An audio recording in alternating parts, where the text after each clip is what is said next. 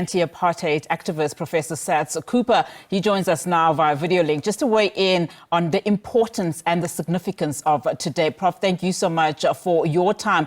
Let's then talk about the impact of national holidays such as this one. I was listening to the Deputy President earlier saying that this is a day that needs to unify us as a diverse nation. So for you, Prof, I mean, what is the significance of the day in as far as social cohesion, identity, and of course, reconciliation in this country is concerned? Ooh, Unati, you're asking me now quite a few different things which are linked yet distinct. I think the important thing about social cohesion is that it simply does not exist in our society because it refers to the connectedness and solidarity amongst groups in society. We well know that even the sense of community at a local level has been impacted severely. The post-pandemic period in particular has revealed all the fault lines in our society, and we're struggling to come to grips with that. The social capital, that which makes us linked to each other and that we feel a sense of belonging, relationships, etc., just doesn't exist at that level.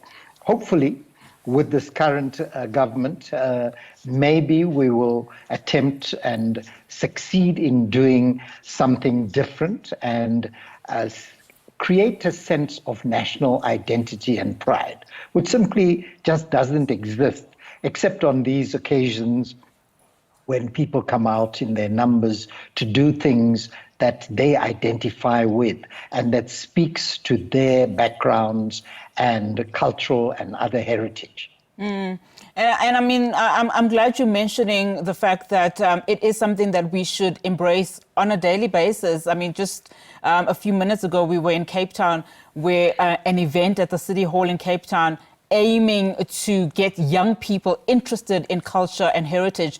It shouldn't, as you say, be something that we celebrate once a day. It should really be something that embodies who we are on a daily basis. Absolutely. And I think 30 years after democracy in our country, after we have shed some of the apartheid past, because in a very real way, that past is still with us in the present. We still regard ourselves as languages, as colors, as races, all of which are really by the way, and they shouldn't be foregrounded.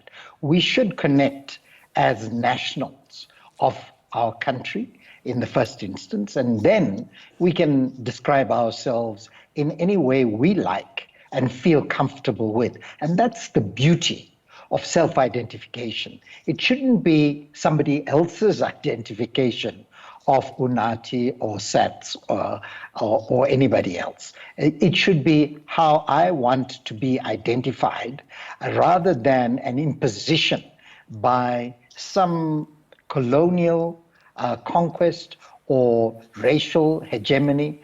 And I think that we should be looking at things that bring us together than those things that keep us apart. And part of that is not acknowledging our history. It's not really coming to terms with some of the egregious events that have happened in our lives to bring us to this point where, and if I give you the statistics now, it'll become depressing, so I won't.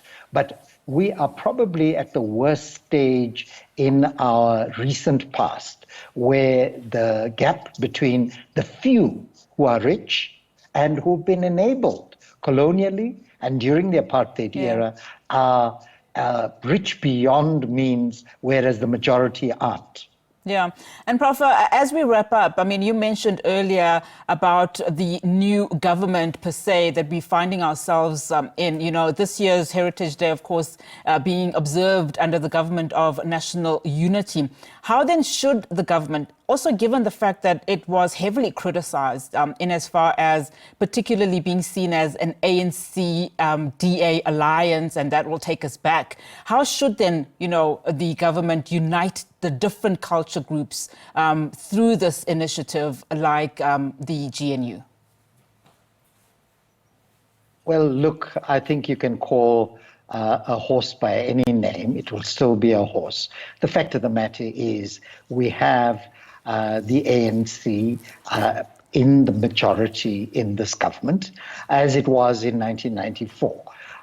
However, there's some important differences, and those differences are that there's been a constant sniping at the ANC's feet by particularly the DA.